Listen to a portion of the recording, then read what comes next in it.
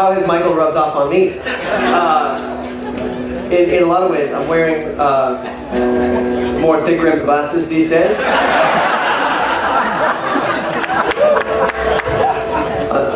I can't wear them in public yet because I'm not owning it. Like I ought to be. Michael and I had a lot of very long Guinness-fueled discussions in New York right when I moved to town. And actually Michael was one of the reasons I decided to move to New York. I was pretty sure I wanted to move to New York, but there was this one night I was staying in a little bed and breakfast in the West Village. It surprises me that there are bed and breakfasts in the West Village. But there is at least one. And I was staying there, and a buddy of mine said, well, hey, after dinner, I don't know if it would be like total busman's holiday for you, but there's a bluegrass jam at this little bar. And Michael was there, and you know, up until that point, it had been pretty stamina good bluegrass jam, but a standard bluegrass jam. And then somehow or other, we started playing together, and I went, yes, I can live in New York. This is going to be just fine. But we would go to these jams, and then often we'd kind of split off and go into our own little corner and start playing some duets, and then eventually we'd end up like at the Parkside Lounge or something like that, or what's the Lakeside? Is it called Lakeside Bar or Lakeside Lounge? Where we drink or play? That was no playing. That was no playing. That was drinking. But this one time we went over there. They had a great jukebox, a bunch of weird stuff, and Michael pumped it full of some great stuff. You call that environmental control when you're at a bar and you bogart the jukebox for a long time. It was Hazel Adkins, I believe.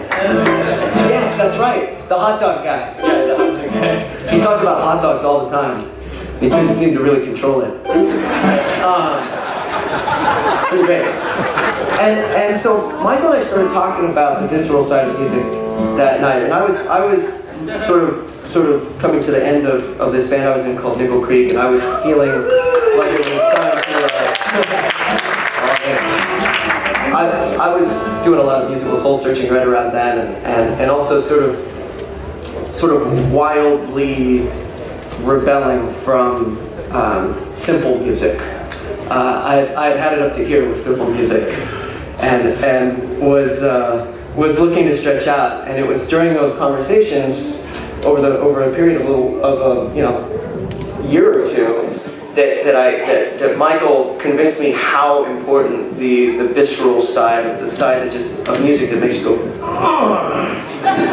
how important that is, and to not throw the baby out with the bathwater as I was sort of experimenting a little bit more, and I think as a result of having Michael in my musical life, trying to keep a good natural balance between what hits you in the gut and what hits you in the heart and what hits you in the head. Like those things, they should all be there, because if one of them's lacking, you're not going to have a balanced musical experience. And into the next tune, we're going to do a number. It's called Body and Soul. Hey.